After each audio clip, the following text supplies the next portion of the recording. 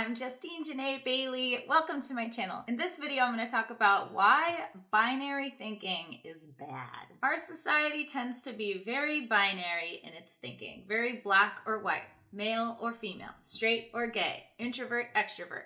The list goes on and on and on. But there's a whole lot of room for color in between those two extremes. Here's an example. Okay, I'm going to punch my perfectionism in the face right now and just draw this out for you the best I can. On a scale of very low to very high. This is very low. This is very high. And this will be moderate. Moderate. On this side we have introvert. Introvert. On this side we have extrovert. Extrovert. And in the middle, there's actually something called ambivert. Ambivert. On this side you have the extreme. Right over here. Extreme. Extreme. Extreme introvert. Extreme extrovert. But it's not like there's this imaginary line. What happens if you divide it right here? Then you take a test, you take a Myers-Briggs, and you end up, right there. That's probably where I am, on the extroverted side of ambivert. So I read all of these descriptions of my personality and what I'm supposed to be like and where I get my energy from. And it almost becomes a self-fulfilling prophecy because for years I'm labeling myself an extrovert. I tend to behave more like an extrovert and I end up completely neglecting my need for alone time to recharge my batteries because I'm thinking, oh, my batteries are charged from being around people. And they are. Yes, and they also need to be charged with alone time and self-care. And you might think, Justine, why don't you just tune into your body and realize that you need some alone time? Well, I haven't been very embodied for the past several years. I've been really in my head. So I was intellectualizing about it. Now that I'm tuning into my body more, I'm realizing, oh, I'm an ambivert. So really, there's this whole middle section right here. Right? This. Ambivert. Yay! Well, the same thing goes for sexuality. So over here, you have mostly straight. Over here, you have mostly gay. And then you have completely straight and completely gay on the extreme. And then in the middle, you have bisexual. Yay!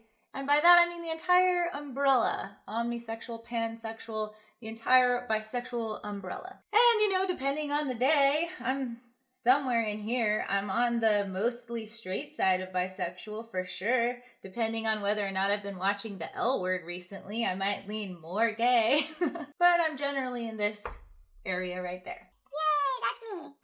So I live in this middle section very often, even when I've taken Myers-Briggs and I'm an ENFP, but I'm just barely an E, I'm just barely an N, I'm just barely an F, I'm just barely a P. So what if there were a middle section?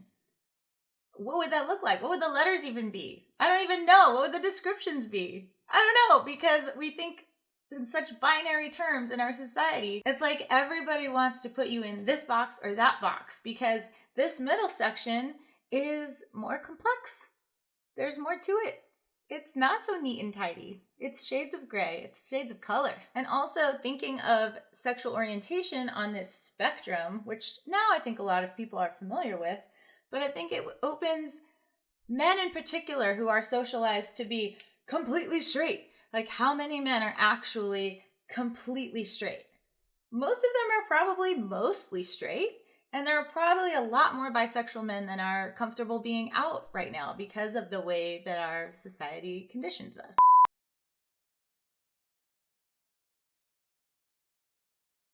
So much of growth has to do with getting outside your comfort zone, with being comfortable in the discomfort, because your best self lives on the other side of that comfort zone. So if this middle zone feels a bit uncomfortable for you, then maybe it's time to ask yourself, how might I begin to feel more comfortable with that discomfort, with that ambiguity?